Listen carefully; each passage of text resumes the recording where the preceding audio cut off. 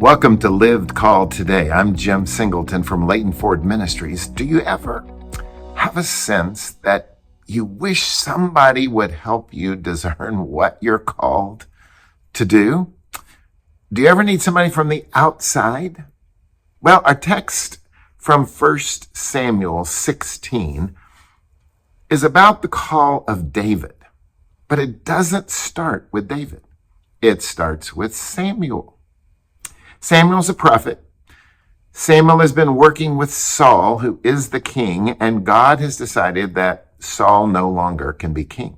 He's going to have to be replaced. He's not seeking after the Lord in the right way. And so Samuel is given instructions to go to the house of Jesse down near Bethlehem and anoint the next king. Wow. So Samuel is trying to discern which one it is. Jesse brings in his sons one by one. The first one is tall, handsome, strong. And so Samuel thinks, this is the one. God says, nope. Do not look on externals. Look on the heart. And so they go one by one through all the sons of Jesse. No, no, no, no. Samuel hears God's no every time. And he says, is there anybody else?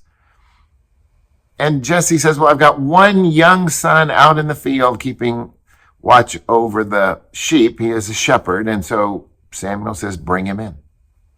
And when Samuel sees young David, that's when God says, that's the one.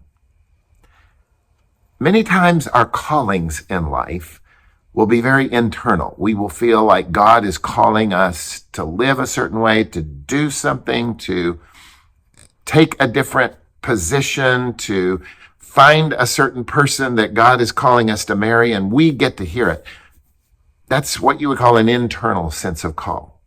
Quite often in the Christian life, our callings are going to come through external sources. A person like Samuel. Twice in my life, Leighton Ford has been very influential in helping me discern a call.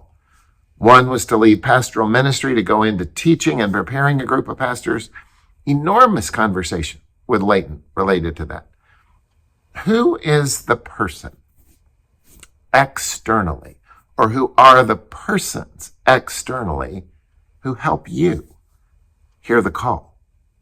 This story of the anointing of David starts with God working with an external source, Samuel, to bring David into the realization of what he's called to do. Another time we can talk about the waiting that was involved before all of this comes to pass. But I want you to keep attentive to who in your life helps you hear God's call and who shapes the things that God is wanting to brew and bring out in your life that you might be unaware of. It was Jeremiah who said, the heart is deceptive above all things.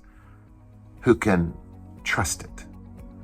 And so we've got deceived hearts, and our sense of call internally is easy to deceive, but in the abundance of counselors, there is much wisdom. So it's an internal and an external sense of call working together so that we might hear what God is calling us into, not only in the grand scheme of vocational guidance, but in the daily, who do I go sit next to at this particular dinner that you have in store for me to share with? Listen, we're trying to live called today. Thank you.